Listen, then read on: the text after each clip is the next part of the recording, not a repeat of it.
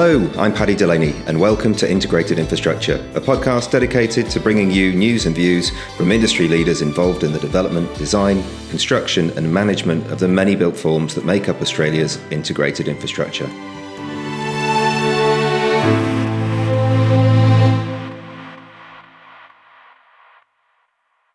This is episode 10 of Integrated Infrastructure, and today I'm talking to Chris Tidswell, Principal at Arcadia Landscape Architects.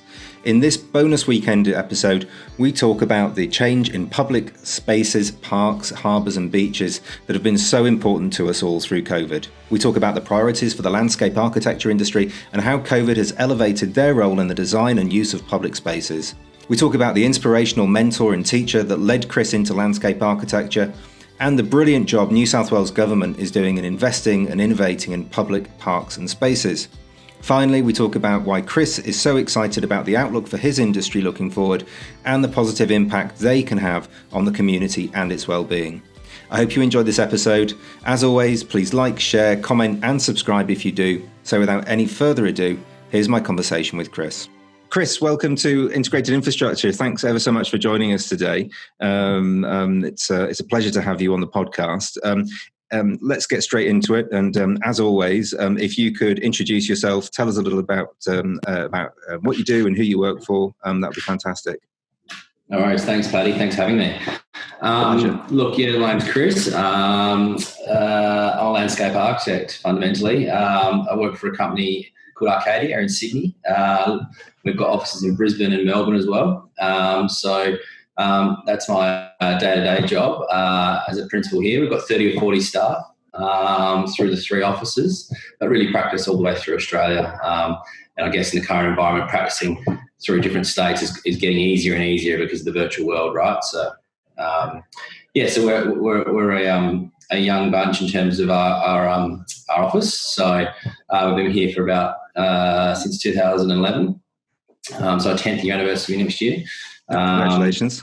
Thank you. Yeah. So it's all going really well. Which is my other stuff. I'm an Australian Institute of Landscape Architects director, one of 5 directors, a national director role, and company secretary. So that's a non-profit organisation with roughly 3,700 members, and they've got a operations team and CEO based in Canberra. Well, he's down in Tasmania at the moment, but the office is based in Canberra. And we've got state chapter offices in each of the states. So I'm a national director there, elected national director, and going to my 3rd year next year. So we take care of all the advocacy profiling for all landscape architects in Australia. We're the registered body organisation for them. Yeah. Fantastic. I imagine you're quite busy with that at the moment in terms of the amount of work that's going on. Yeah, no, definitely. The environment's changing so much, and we're finding day to day we've just got such an important role in this change for public space. So, yeah, absolutely. And you're involved in the UDIA as well in New South Wales? Yeah. Involved in the UDIA, involved in the AIA, Australian Institute of Architects as well. I was on the jury for the New South Wales awards this year in multi-res and urban design. So, evolved through all different organisations. An International Federation of Landscape Architects, where the Australian Institute of Landscape Architects are a member of. So, a bit of a cross-organisation culture there. Yeah. You're busy. You're definitely busy. That's for sure. Good stuff. Yeah. Look, I think I've explained to you the purpose for the podcast is really to give something back to the candidates and clients that we work with to try and get interesting stories, information and ideas across what we call integrated infrastructure, which is really everything that encompasses the built environment and beyond in terms of the built form and associated industries.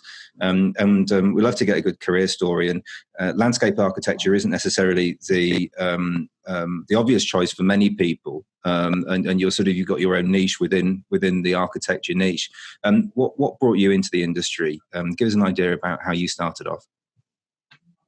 Yeah, look, I started a while ago now, 15 years ago in Adelaide, and I studied a master's degree in architecture and landscape architecture. So that just came out from the love of design through this high school process. So I went down to study a Bachelor of Landscape Architecture and a Bachelor of Architecture.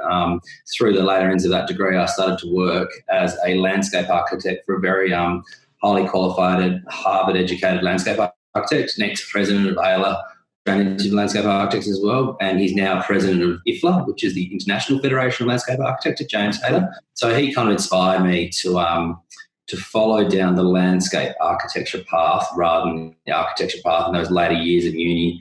From there, just organically grew, and I'm naturally a lover of outdoor spaces and creating experiences in places more than built form and buildings. Not to say that I haven't done a few building projects because of my qualifications, but I do love the landscape architecture world. Yeah.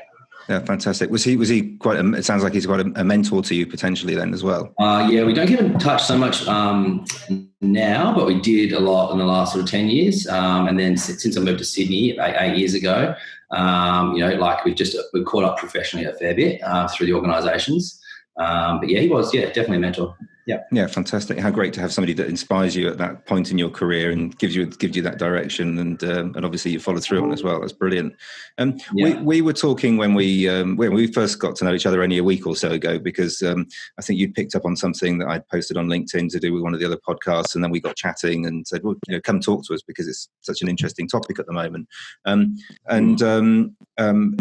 It would be great if you were to paint a picture maybe of where landscape architecture was in the grand scheme of things 6 months ago, pre-COVID, and then how that's now changed, that we're in the middle of COVID now. Mm-hmm. Yeah, definitely.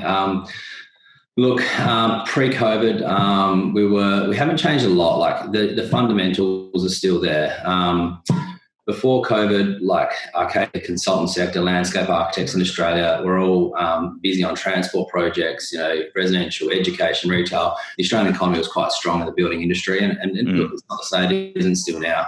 But we were focusing on some really sort of legacy issues like our Indigenous connection into country, the conservation of the environment, and our role we play in it. Climate and biodiversity was massive as well. Gender equality within our profession and discrimination of our list. Our education and accreditation program, continued professional development for landscape architects in Australia. All these things were at the top of our agenda pre-COVID.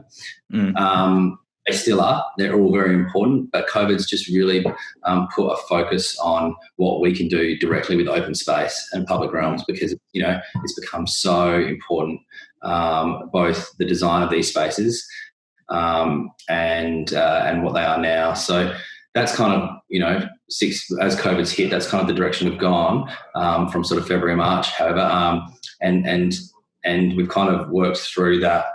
I mean, from ALA's point of view, we've tried to support our members through giving them the skills and the resources to help design Australia's parks and places in response to the COVID pandemic. Yeah, fantastic. And investment in terms of those spaces has really changed as well, hasn't it? So that you've actually got a great opportunity to do something fantastic and accelerate some of the changes you'd maybe thought about previously. Yeah, definitely. So we've got some great support from some of the governments throughout Australia, and the New South Wales government's probably one of the more sort of leaders in that space. We've got a Minister for Public Spaces, Rob Stokes. Chris, apologies for that. We've had a slight break in transmission. Our internet's dropped out there, but let's keep talking. We were talking about Rob Stokes and the Minister for Planning and Public Spaces and the investment that New South Wales is putting into public spaces at the moment. And you were sort of telling us a bit about that. Yeah, look, I think. As I was saying, New South Wales is really focusing on public spaces, having Rob Stokes as the first minister, as I said, possibly in Australia, to be the minister for the public open spaces, the investment that they're putting in there, the accelerated planning systems, the construction sites, it's all leading in the right direction. They've set some really good policy documents and guidelines as well from the Department of Planning about trying to design and guide these public spaces to benefit. There's a strategy, the Greener Places strategy, there's the Streets and Shared Spaces strategy, and the Premier's policy obviously sits up there over the top of all of them. So I think from a professional point of view and from an institute point of view, it's all heading in the right direction. Yeah, fantastic. And how does that public spaces ideas competition feed into that in terms of what they're doing there? Yes, that's a really good initiative. It's an ideas generation competition. So that's something that's coming out of the same space. And ALA, Australian Landscape Architects, are a partner in that competition. Oh, great. They've got there's a number of MOUs and partnerships with the competition body, and we're represented on the jury as well. So that's just another initiative about and focus the government's focusing on those precincts and public spaces. Yeah, fantastic. I'm a massive user of Centennial Park. I've got 2 black Labradors, and which I think we share that, don't we? You've got black Labs as well, or Labradors certainly. We spend a lot of time in there, and really enjoy Centennial. And you were mentioning last time we spoke that there's some pretty cool stuff that could be on the way in Centennial and in other parks. You could give us an idea about some of the things that you're seeing at the moment. Yeah, look,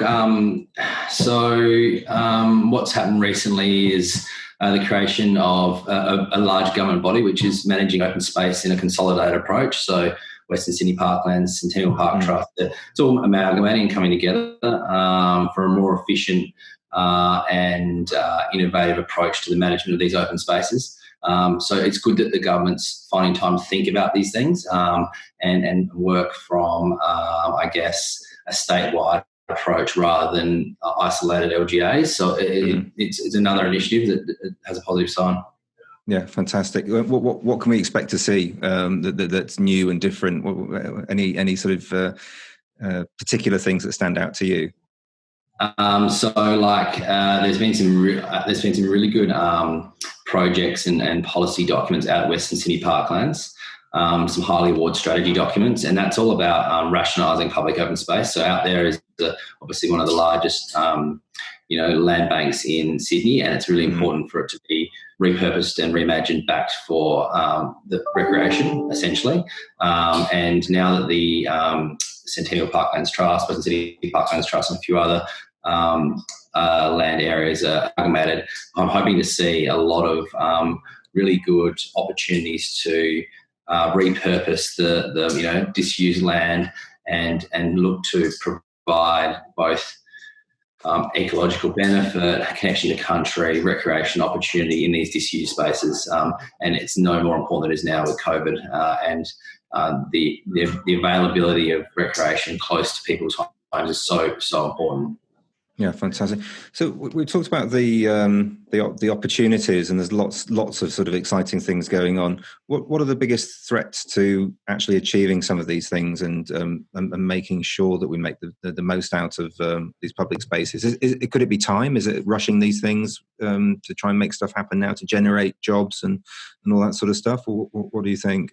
So I think from an institute point of view, from the Australian Landscape Architects point of view, we think that health and well-being should probably, is one of the driving factors of open space. It creates a lot of opportunities, and it should be a sort of a focal point.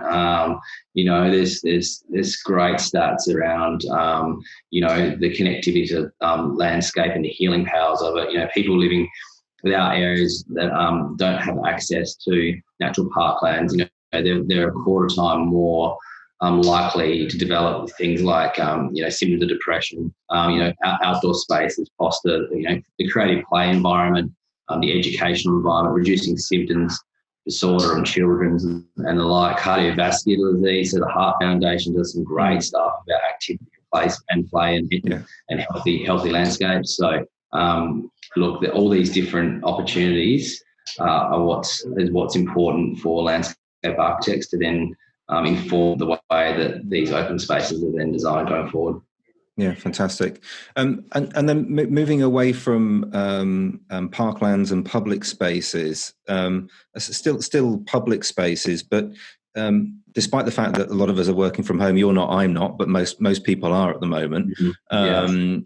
We're still seeing. Well, there's already that there is a large pipeline of high-rise office, CBD type projects in sort of delivery phase or about to enter into delivery phase, and at some point people will return to cities, but those spaces between the buildings are going to have to change, aren't they? And what are you seeing there? What are the changes on the way? Look, people's behaviours are at the core of this initiative. There's, our cities has been designed around the vehicle for 50 to 100 years, and the vehicles dominated these spaces between buildings, being streets and like.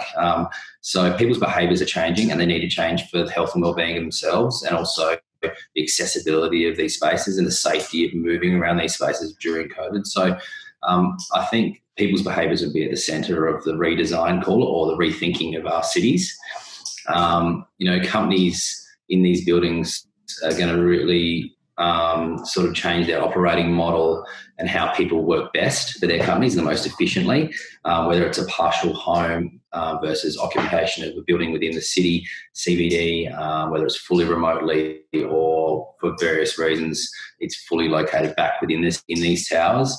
It's going to change. Companies are going to change their thinking. They already have started changing their thinking of the physical layout of office spaces, physical layout of communal commercial spaces, retail, F&B and the like. So COVID will undoubtedly redefine the office experience and how it is to work in the city and the city itself. And it's important to know that, yes, it's not just parks and streets and stuff. It's harbour foreshores, it's beaches, it's all those public spaces that will redefine that behavioural, those behavioural links to working in a CBD environment. Yeah, and how much in the work that you do going forward do you have to think about the possibility that COVID could be with us for years to come, and that the way that we physically move, not just sort of in a general sense around a city, but literally, in terms of not, social distance, I suppose is really what I'm trying to say. How much of that are you having to think about now?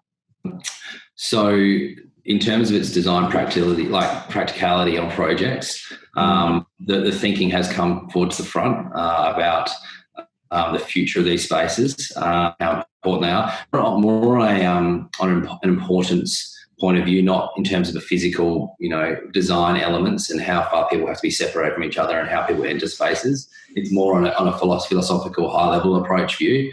The way landscape architects, we're still talking a lot more, about the sort of legacy issues being like education, bushfires, biodiversity, conservation, all those sort of issues in terms of a design of space for COVID-safe parks, call it, for worse or better term. It hasn't come through quite yet, but there is definitely some thinking around it. Yeah, fantastic. Look, you've given us some fantastic, nuggets of information and ideas, and a really good sort of idea about how things have changed in public spaces that we're all using now. They're going to, what they're going to look like going forward. So thank you. I really appreciate your time.